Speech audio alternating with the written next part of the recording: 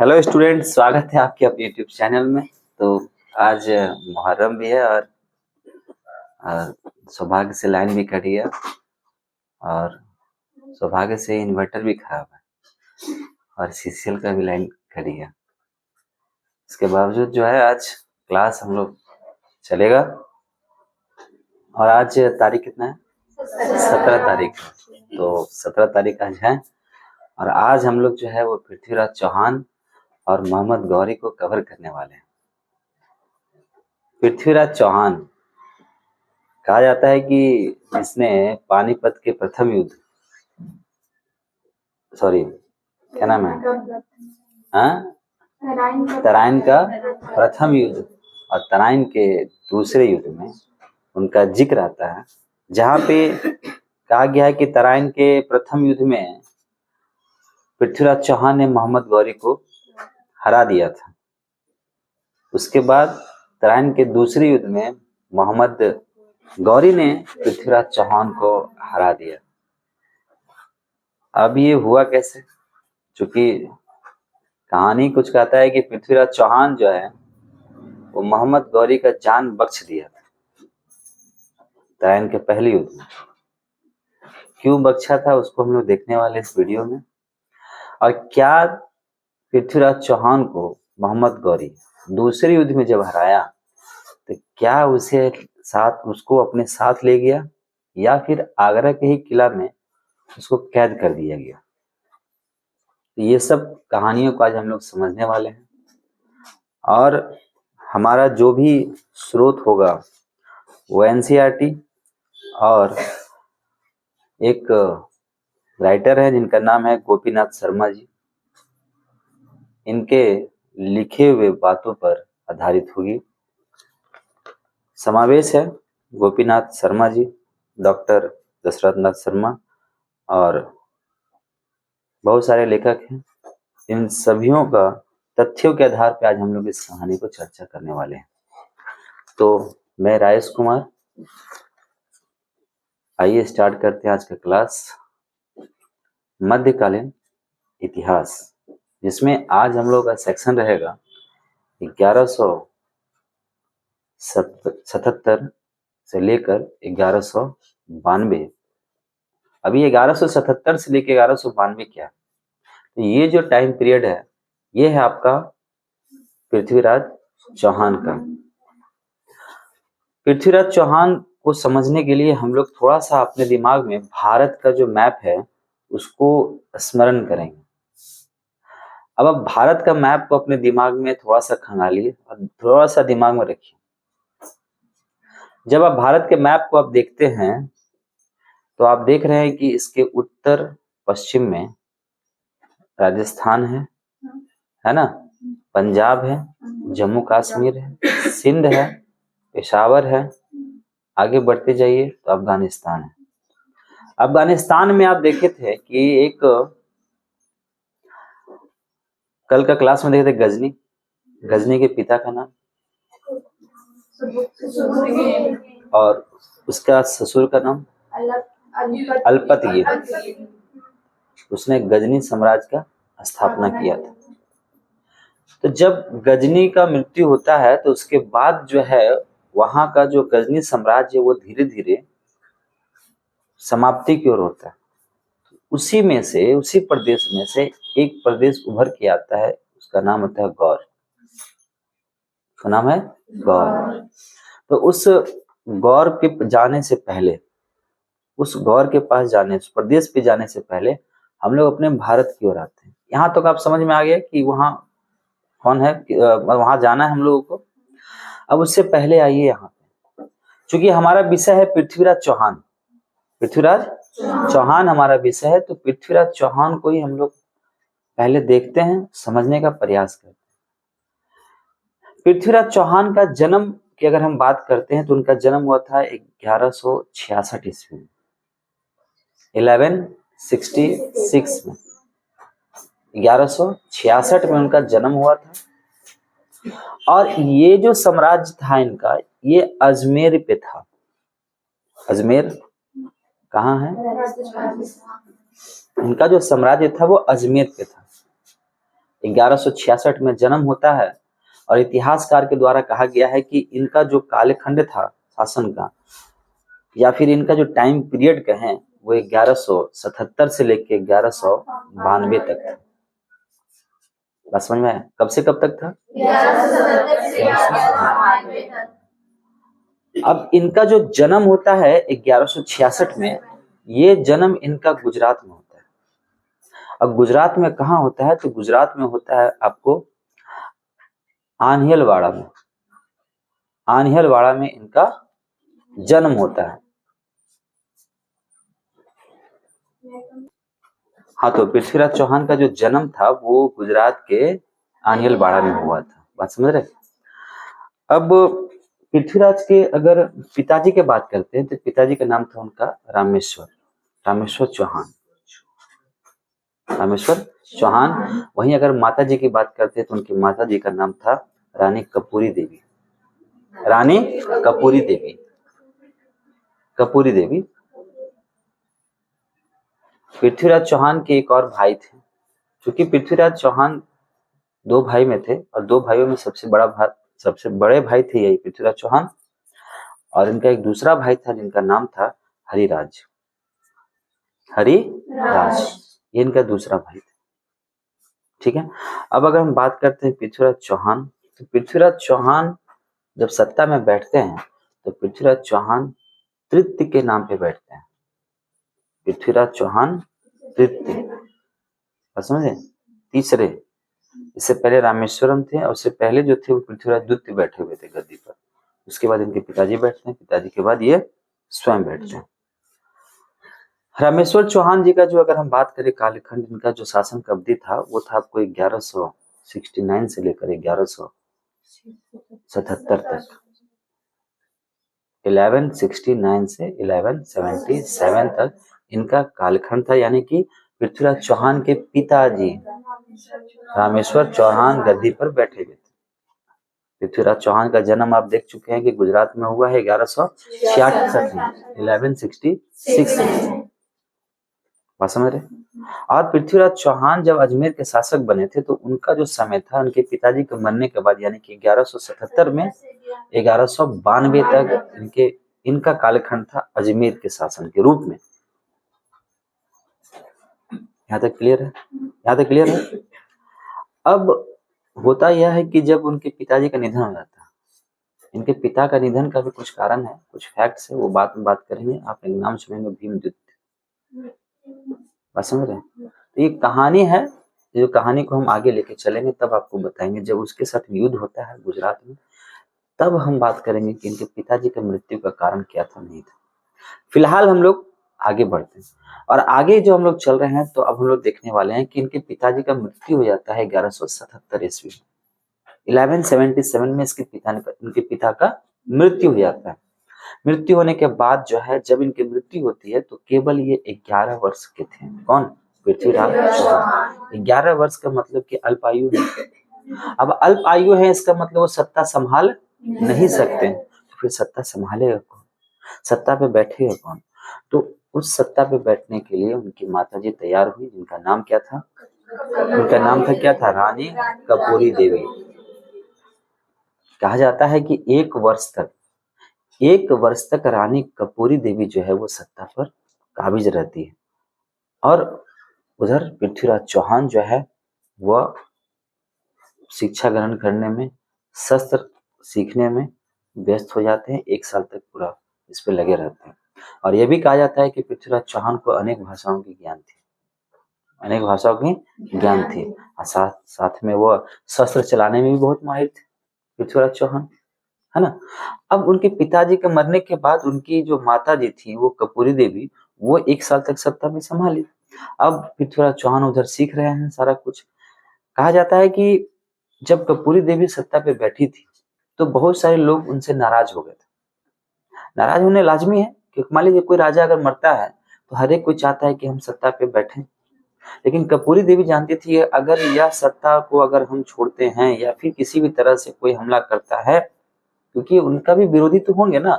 क्या रामेश्वर चौहान के भी भाई थे जिन्होंने हमला किया था, आगे बात करेंगे, जिसको पृथ्वीराज चौहान आ रहे थे। तो रामेश्वर के जो भाई थे वो चाहते थे कि हम गद्दी पर बैठ जाएं, लेकिन कपूरी देवी या कदापि नहीं चाहती थी कि मेरे पति का छोड़ा हुआ चीज, मतलब जिस गद्दी पे वो आसीन थे उस पे हम किसी और को बैठते हुए देखें। इसीलिए कपूरी देवी जो है अपने आप को एक शासक के रूप में, शासिका के रूप में 1 वर्ष तक संभाल के रखी, ताकि मेरा जो बेटा है वो कुछ योग हो जाए, कुछ समझने लगे और फिर वो सत्ता को संभाल ले। तो अब हुआ यूं कि उसके जितने भी इर्द गिर्द थे, जैसे कि आप मान लीजिए कि कपूरी देवी चाहती थी कि जो भी यहाँ पे राज्य में जो भी मंत्री हो वो हमारे, जो हमको फॉलो करते हैं, जो हमको समझते हो, जिनको हम जानते हैं, वो मेरे इर्द गिर्द रहे, वो मेरे इर्द गिर्द रहे। तो उसके लिए उन्होंने सबसे पहले एक प्रधानमंत्री का नियुक्त किया, और वो प्रधानमंत्री जो थे वो थे कैमास या फिर आप कह सकते हैं कंदबवास। उनको मुख्यमंत्री के रूप में नियुक्त किया गया था। और उसके बाद जो सेना के अध्यक्ष थे, सेना के जिनको अध्यक्ष बनाया गया था कपूरी देवी के द्वारा, उनका नाम था भुवन मल्ल। भुवन मल्ल ये सेना के अध्यक्ष के रूप में बनाया गया था, किनके द्वारा? कपूरी देवी के द्वारा। और कपूरी देवी के द्वारा मुख्यमंत्री जो नियुक्त किया गया था वो था क्या? कैमास। इसको याद रखिएगा, कैमास। यहाँ तक का कहानी समझ में आए? उनका जन्म होता है, उनके पिताजी का नाम, उनके भाई का नाम, उनका माता का नाम, उनके पिताजी का मृत्यु होता है 1177 ईस्वी में। 77 ईस्वी मृत्यु होने के बाद जो है पृथ्वीराज चौहान की माता जी जो है वो शासिका बनती हैं और 1 साल तक सत्ता को संभालती हैं। और उसके बाद मुख्यमंत्री के रूप में जो है वो किसे नियुक्त करती हैं? वो कैमास को नियुक्त करती हैं। और सेना के अध्यक्ष के रूप में भुवन मल को वह नियुक्त करती हैं। बात समझ में आया? यहाँ तक क्लियर है? कोई दिक्कत? हम लोग अभी जब पढ़े हैं कि इसमें देखे हैं कि पृथ्वीराज चौहान जब 1 वर्ष तक उनकी माता जी सत्ता संभाल रही थी तो वह जो है अनेक भाषाओं का ज्ञान ले रहे थे और शस्त्र चलाने का भी वह ज्ञान ले रहे थे। कौन? पृथ्वीराज चौहान। बात समझ रहे? ज्ञान ले रहे थे पृथ्वीराज चौहान। ठीक है। तो पृथ्वीराज चौहान, चलिए तो हम लोग कहानी को आगे बढ़ाते हैं, है ना। तो कहानी हमारा आगे बढ़ते हुए चलता है कि अभी हम लोग देख चुके हैं कि रानी जो है कपूरी देवी वो सत्ता पे बैठी हुई है और उधर जो है पृथ्वीराज चौहान जो है वो शस्त्र का ज्ञान ले रहे हैं, भाषाओं का ज्ञान ले रहे हैं। अब चूंकि जो उनके पिता थे रामेश्वर, अब उनकी मृत्यु होने के बाद कोई नहीं चाहता था कि कपूरी देवी या फिर इनका कोई वंशज है वो इस सत्ता को संभाले। तो उस क्रम में इनका एक चाचा थे जिनका नाम था क्या? अपर गांगे जो है इन पर हमला करता है, इनके राज्य पर हमला करता है। लेकिन राज्य पर जब हमला करता है तो पृथ्वीराज चौहान जो है इस हमला का मुंह तोड़ जवाब देते हैं। और मुंह तोड़ जवाब देने का मतलब यह हुआ कि अपने सैनिकों के साथ मिलकर वह अपर गांग की हत्या कर देते हैं। और जिस समय हत्या करते हैं वो रहते हैं मात्र 12 वर्ष के, केवल 12 वर्ष के वो रहते हैं। कौन? पृथ्वीराज चौहान। अब 12 वर्ष का जो लड़का, और वो लड़का जो है किसी की हत्या करता है युद्ध में अपने चाचा को। और फिर उसका जो एक छोटा भाई रहता है उसका नाम रहता है आपको क्या? नागार्जुन। कहा जाता है कि जब इस हत्या के बाद नागार्जुन जो है वो उससे बदला लेने के लिए, किससे? पृथ्वीराज चौहान से बदला लेने के लिए पृथ्वीराज चौहान को चुनौती देता है। और जरा आप मैप में अपने दिमाग में भारत का नक्शा को अपनाइएगा कि अजमेर, और पृथ्वीराज चौहान का जो भाई रहता है वो गुड़गांव को अपना अधीन कर लेता है, मतलब अपने कैप्चर में ले लेता है। कौन? नागार्जुन। कौन? नागार्जुन। अब जब ये बात पता चलता है पृथ्वीराज चौहान को कि गुड़गांव पे वो अधिकार कर लिया है, तो यह जो है पृथ्वीराज चौहान बहुत क्रोधित हो जाते हैं, बहुत क्रोधित, आग बबूला हो जाते हैं, और वह अपने सैनिकों को आदेश देते हैं कि कूच करना है कहाँ, गुड़गांव पे। अब गुड़गांव आपको पता है कि वो हरियाणा में है, जिसको हम लोग गुरुग्राम के नाम से भी जानते हैं।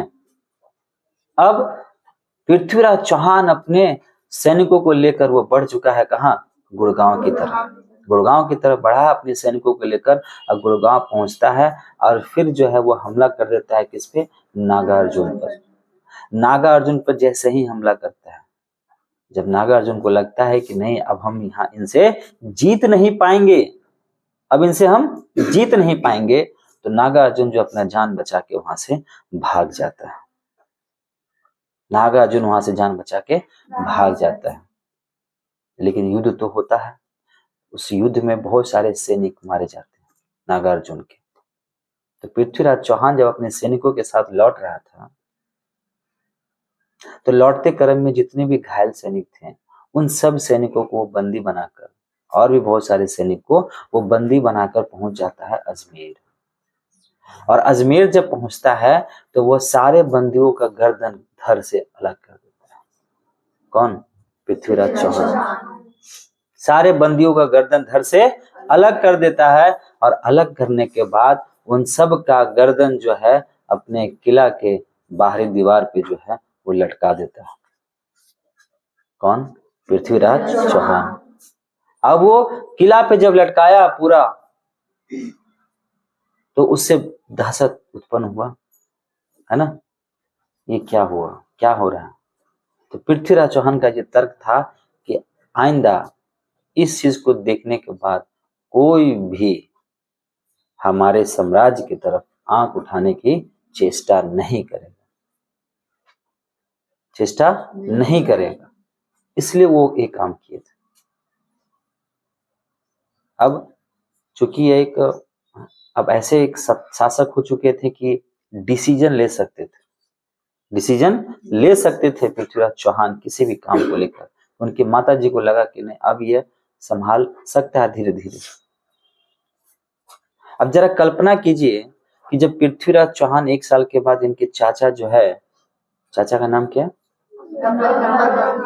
चाचा का नाम था क्या आपका, अपर गांगे। अपर गांगे जब हमला करता है तो क्या इसका मतलब अपर गांगे जो है उस 1 साल के दरमियान जब उनकी माता जी इन पे गद्दी पे होंगी तो क्या हमला नहीं किया होगा, किया होगा। अब सोचिए कि वो एक महिला शासिका होके कैसे संभाली होंगी। तो संभालने का कारण था कि उनका जो अपना जितना भी नजदीकी मंत्रिमंडल थे, लोग थे, वो सब उनके अपने नजदीकी थे, जो उनके बातों को मानते थे, जो उनके बातों को मानते थे। अब चूंकि अब पृथ्वीराज चौहान जो है एक ऐसे योद्धा के रूप में बाहर आ रहे थे जो अब अपना डिसीजन ले सकते थे, यानी कि वो सत्ता संभालने के लिए तैयार थे। लेकिन अभी भी उनका जो आयु है वो आयु मात्र क्या है, 12।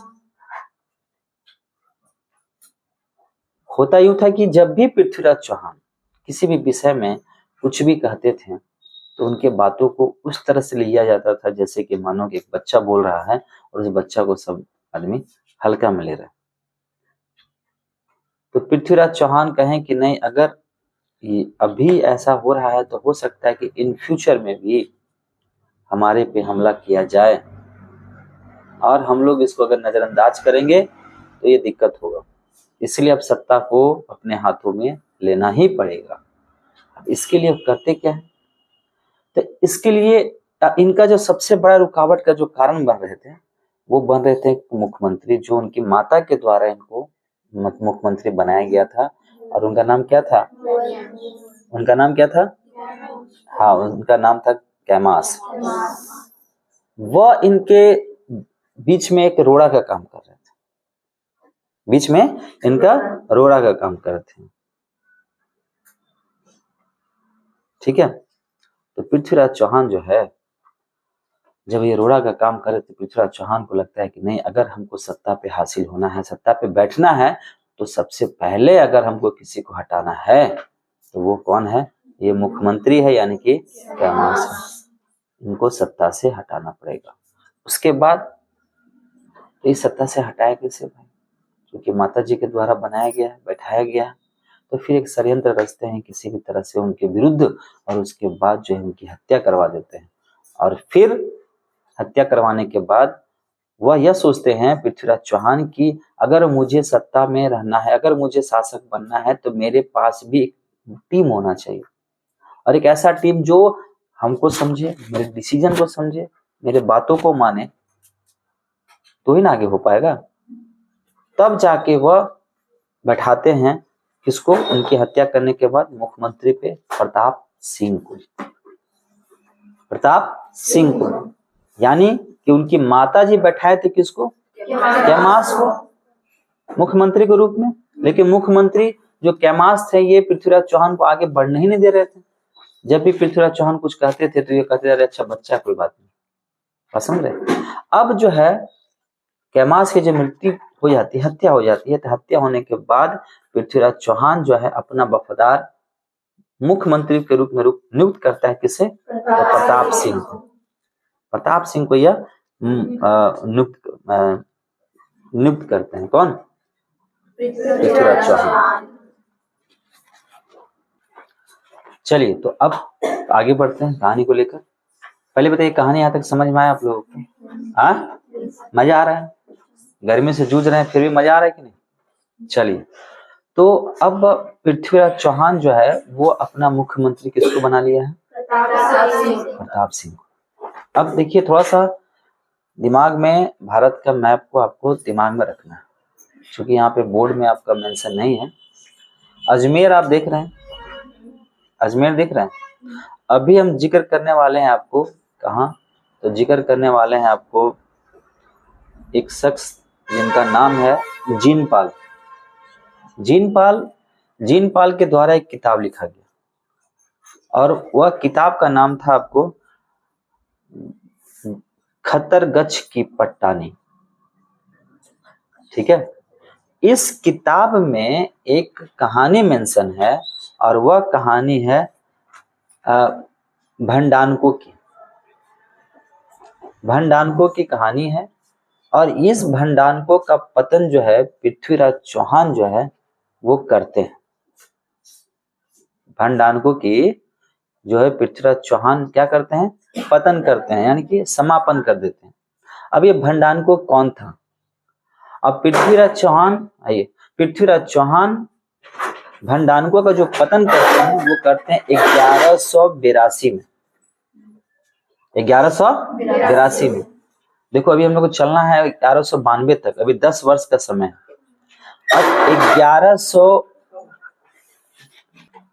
अब 1182 में भंडानको पर जो हमला करते हैं पृथ्वीराज चौहान, तो वो क्यों करते हैं उसका कारण समझना जरूरी है।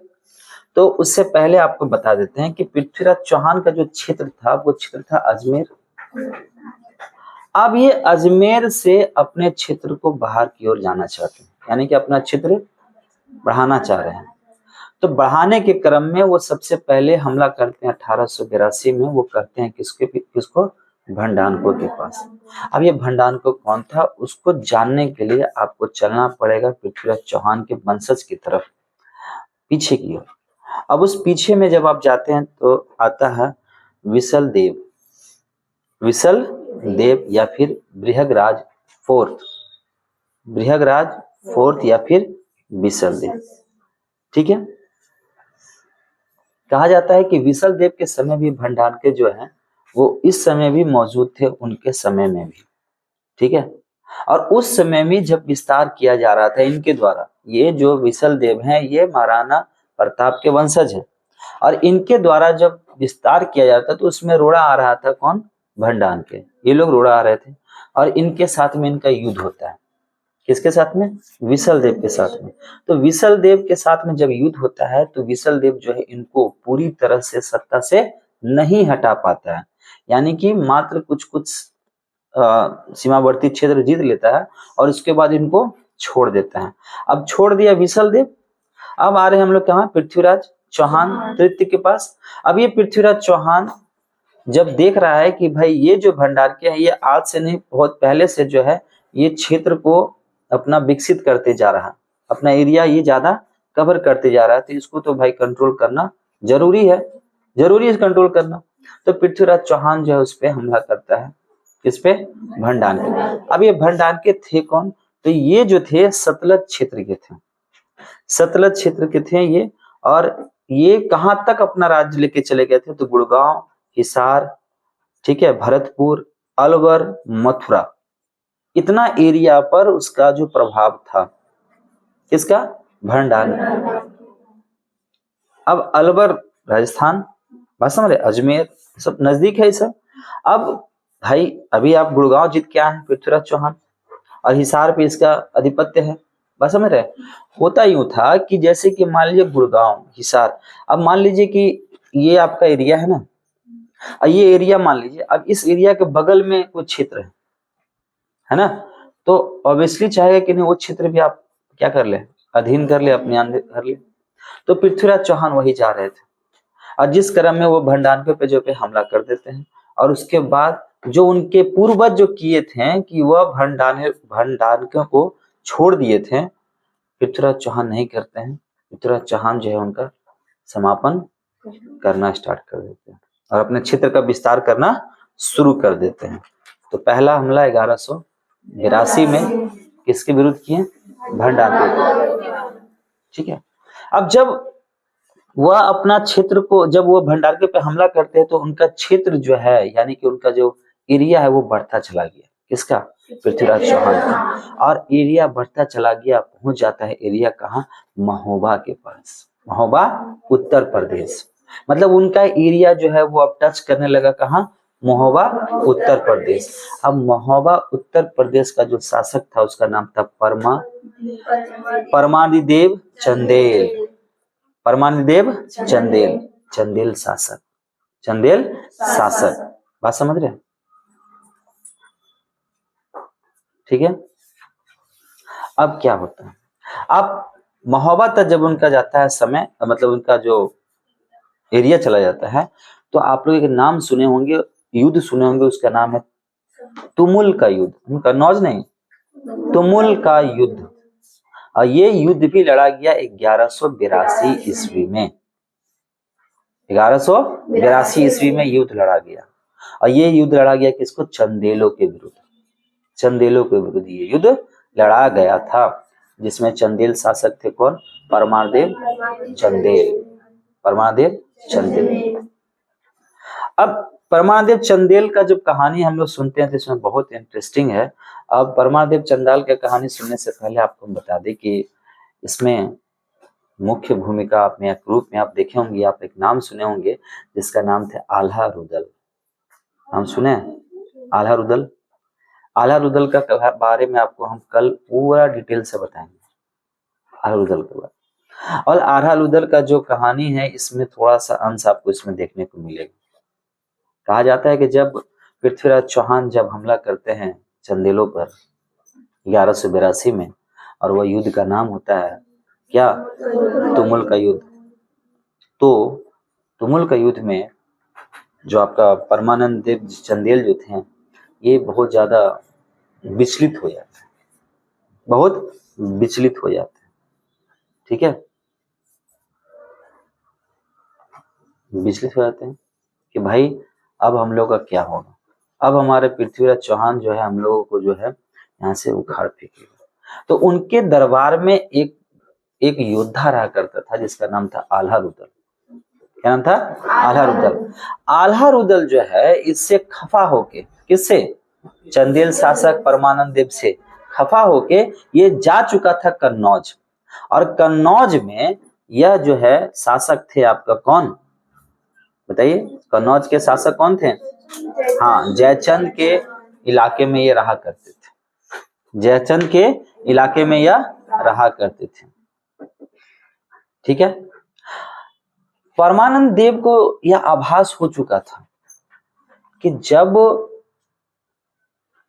पृथ्वीराज चौहान जो है महोबा के क्षेत्र तक पहुंच चुका है ना, बॉर्डर इलाका में अगला गांव जीत चुका है, तो हो ना हो यह महोबा पे भी हमला करेगा। इसे आभास हो चुका था पृथ्वीराज किनको, परमानंदेव चंदेल को। हुआ भी हुआ कि परमानंदेव चंदेल पर जो है उस पे उसके राज्य पर पृथ्वीराज चौहान जो है हमला कर देते हैं और लूटना शुरू कर देते हैं। अब ये सूचना मिलती है किसको, परमानंदेव चंदेल को, कि महाराज पृथ्वीराज चौहान हम लोगों की तरफ बढ़ रहे हैं, हम लोग तरफ बढ़ रहे हैं। अब उनके राज्य में 2 योद्धा था, परमानंदेव चंदेल के राज्य में 2 योद्धा था जिसका नाम था आल्हा रुदल। आल्हा रुदल जो है उस समय में उस राज्य को छोड़ के किसी कारणवश वो चला गया था कन्नौज, और कन्नौज जो कि जयचंद का शासन था। सोचो जयचंद का शासन वहां पे है। अब ये कैसे अपना विस्तार कर रहे हैं पृथ्वीराज चौहान।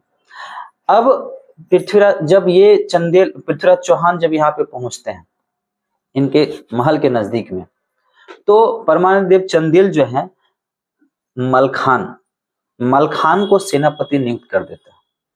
अब मलखान को कहते हैं कि भाई आप जो है ना इसको पृथ्वीराज चौहान को तब तक रोके रखिए जब तक कि आल्हा रुदल नहीं आ जाता है, समझ रहे।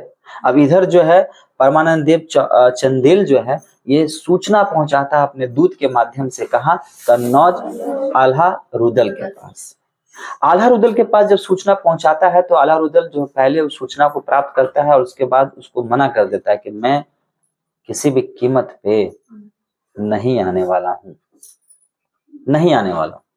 यह आपके अंदरूनी मामला है, आप समझिए, इसमें हमको कोई इसमें हिस्सेदारी नहीं करनी है। लेकिन जब व्यक्ति गुस्सा होता है, गुस्सा में कुछ भी बोला जा सकता है, अब बोल देता है। लेकिन जब व्यक्ति जब शांत होता है, अस्थिर होता है, तो उस समय में उसको अपने गलतियों पर एहसास होता है, अपने वानियों पर एहसास होता है, उसके बाद जो है वो डिसीजन लेता है। इसलिए कहा जाता है कभी भी गुस्सा में कोई ऐसा कदम ना उठा ले जिससे आपको इन फ्यूचर जो है बहुत तकलीफ हो। उसी तरह आल्हा रुदल को भी एहसास होता है कि नहीं, आज हमारे कुछ भी हो तो वो हमारा देश है, वो हमारा राज्य है, और हमारे राज्य के राजा जो हैं आज दुख के घड़ी में हैं, और एक नागरिक होने के नाते हमारा भी कर्तव्य बनता है कि हम अपने राज्य के लिए कुछ ना कुछ करें, कुछ ना कुछ करें। तो आल्हा रुदल जो है बढ़ते हैं कहाँ, महोबा की तरफ। कहाँ बढ़ते हैं, महोबा की तरफ। और इधर परमानंद देव जो है किसको सेना नियुक्त किया था, मलखान को। परमानंद देव चंदेल जो है मलखान को आदेश दिया था कि आप तब तक रोके रखिए तब तक कि आल्हा रुदल ना आ जाए। अब ये जनाब मलखान जो है इतना बड़ा योद्धा को कैसे रोके, तो ये तरकीब निकाला कि हमको तो डिले करना है, युद्ध को डिले करना है। डिले मतलब रोक के रखना है। तो ये जो बार बार संधि का प्रस्ताव पहुंचाता था किसके पास, पृथ्वीराज चौहान के पास, कि हम लोग संधि कर लीजिए, किसी मैटर को लेकर ऐसे संधि कीजिए। उधर से जवाब आता ठीक है, अच्छा नहीं ये नहीं होगा, अगला संधि। मतलब उनको उलझा के रखा, इसको पृथ्वीराज चौहान को। फिर उधर से चल पड़ा है कौन, कन्नौज से आल्हा रुदल। आल्हा रुदल जब पहुंचता है अपने राजा के पास, परमानंद देव चंदेल के पास, और परमानंद देव चंदेल जो है उनको अपने सीने से लगाता है और फिर कहता है कि आप युद्ध का बागडोर संभालिए क्योंकि दुश्मन आपके दरवाजे पे खड़ा है। अब उन लोग के लिए, महोबा के लिए पृथ्वीराज चौहान क्या है, दुश्मन है ना। अब आल्हा रुदल जो है उस युद्ध के मैदान में कूद जाता है। अब उस युद्ध के मैदान में जब आल्हा रुदल कूदता है तो पृथ्वीराज चौहान से उसका सामना होता है, आमना सामना। पहले कहानी बहुत इंटरेस्टिंग है, इसको आल्हा रुदल का जो सेशन लेंगे कल हम ना पूरा डिटेल से बताएंगे। आल्हा रुदल और पृथ्वीराज चौहान के बीच में युद्ध होता है, लेकिन दुर्भाग्यवश जो है आल्हा रुदल का जो है इस युद्ध में मृत्यु होता है और वो वीर गति को प्राप्त हो जाते हैं। ठीक है, वो वीर गति को क्या होते हैं, प्राप्त हो जाते हैं। और उसके बाद पृथ्वीराज चौहान जो है महोबा के क्षेत्र पर, अधिकांश क्षेत्र पर अपना अधिकार कर लेता है। अब महोबा से सटा हुआ क्षेत्र है कन्नौज। अब देख लो कैसे ही आगे बढ़ रहा है। अब कन्नौज के शासक है कौन,